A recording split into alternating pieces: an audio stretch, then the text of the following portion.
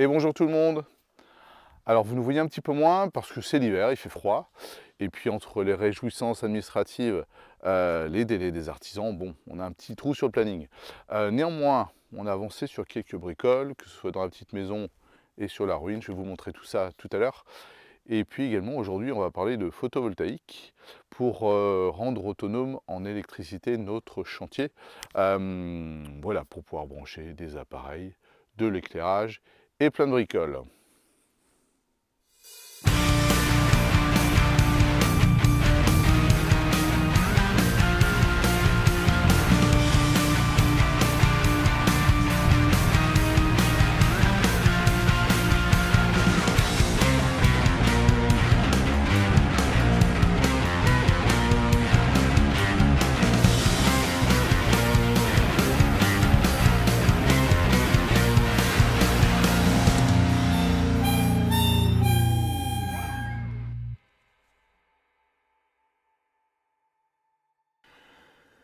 Voici les nouvelles de la petite maison. J'avais donc enlevé le plancher, j'avais quasiment terminé.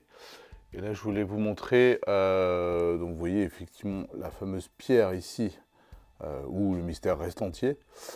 Et donc j'ai terminé de vraiment enlever tout le plancher ici. Comme je vous l'avais expliqué, ici, la poutre est cassée. Donc on a étayé tout ça. Il y a des bouts de bois bon, qui ne servent pas à grand chose, mais qui sont là. Et on va devoir aller couper, tronçonner ce morceau-là. C'est pour ça que j'ai mis là-haut, si on zoome un peu, une sangle pour le soutenir. Comme ça, quand on va le couper là-bas, ça ne va pas se casser la figure. Bon, je pense qu'on mettra également une sangle de l'autre côté pour faire un truc hyper safe.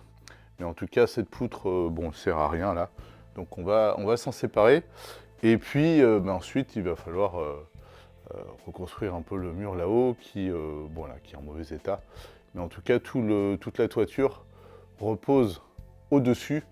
Donc voilà, tout est OK. Et puis on pourra effectivement voir cette pierre, où là on n'a pas encore les infos, mais ma foi, on va mener l'enquête. Alors me voici dans la grange. La bonne nouvelle, c'est que la dalle n'a pas bougé, pas de fissure, impeccable. Voilà, donc on est très content. Je voulais également vous montrer des gros cailloux qu'on a récupérés sur la ruine d'à côté. On va essayer de les utiliser pour réaliser au-dessus d'un petit mur une espèce de plateau pour ranger les clés et compagnie. Bon, il y a une contrainte de poids, donc là il va falloir qu'on soit vigilant.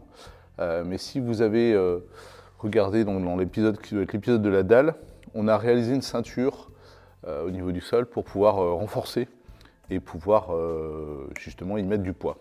Donc on va essayer de faire un joli truc avec ces plateaux en pierre.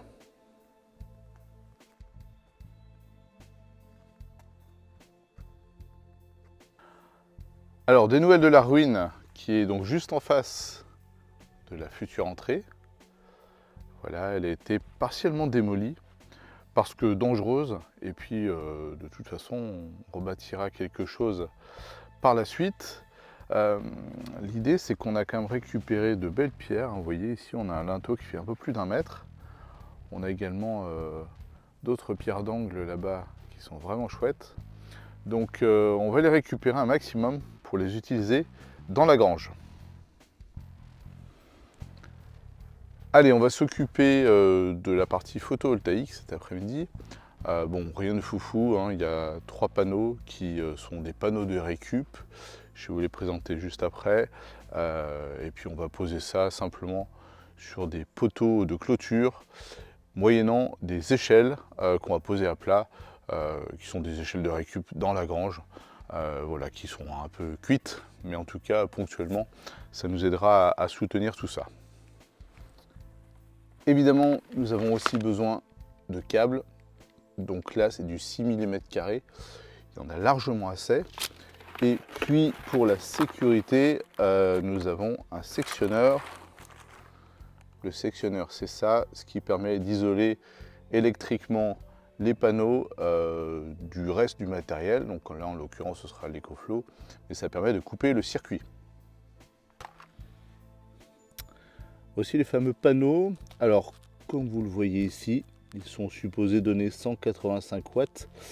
Bon, si on a déjà 150 watts, ce sera déjà super. Donc, sous 36 volts. Un panneau, c'est simple. Un plus, un moins. Les fiches sont différentes. Ce sont des panneaux que j'ai testés, vous voyez, il y a le OK ici. C'est de la récup. Bon, pour info, ce genre de panneau avec ces puissances-là, vous pouvez trouver ça entre 50 et 100 euros sans problème. Hein. Ça ne délivre pas grand-chose, mais ça fonctionne. Alors voici l'EcoFlow. Je précise que la vidéo n'est pas sponsorisée. Vous voyez ici, donc là, ce sont les entrées. Alors, soit on peut faire rentrer de l'élec domestique qu'on branche chez soi, ou ici on a la prise justement donc entre 11 et 100 volts en courant continu. Donc là-bas, si vous vous souvenez, on est en 36. Donc on va venir raccorder ici directement pour charger la station qui par la suite, elle, délivre de l'élec soit sur les prises USB ici. Donc là, vous voyez, je suis déjà en train de charger des choses notamment. Et également, ici, on a 4 prises classiques qui permettent d'utiliser un peu tous les matériels. Je crois que la limite de puissance doit être de 3000 watts. Et vous voyez, moi, ça me permet de charger aussi les batteries pour tout ce qui est travaux.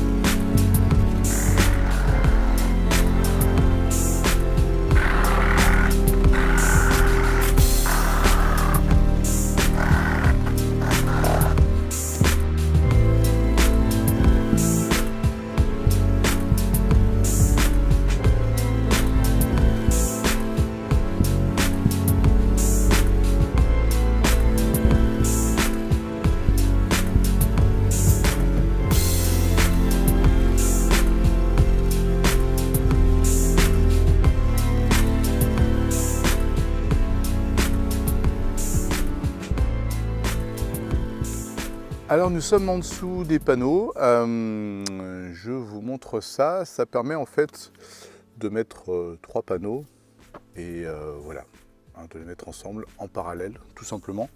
Sachant que les panneaux solaires c'est quand même vraiment ultra simple, vous avez des prises qu'on appelle MC4 qui sont différentes, là un embout mâle et là un embout femelle, donc clairement vous ne pouvez pas vous tromper, hein, c'est vraiment du Lego. Donc l'idée, c'est effectivement de rassembler les 3 panneaux ensemble. Il suffit donc de repérer un mâle pour aller avec les femelles. Il faut que ça clique. On les met tous les 3 ensemble. Voilà. Voilà pour les 3 femelles. Et là, on met les 3 mâles ensemble. Comme vous voyez, il n'y a aucun risque de se tromper. Voilà, donc là, j'ai mon plus et mon moins qui est ensemble. Petit rappel de cours d'électricité de 4e. Les tensions, quand vous les mettez en parallèle, restent identiques. Donc en fait, on va avoir 36 volts par panneau, 36 volts à chaque point ici. Seule chose, c'est que les puissances vont s'ajouter. Donc souvenez-vous, ça devrait faire en gros 150 watts.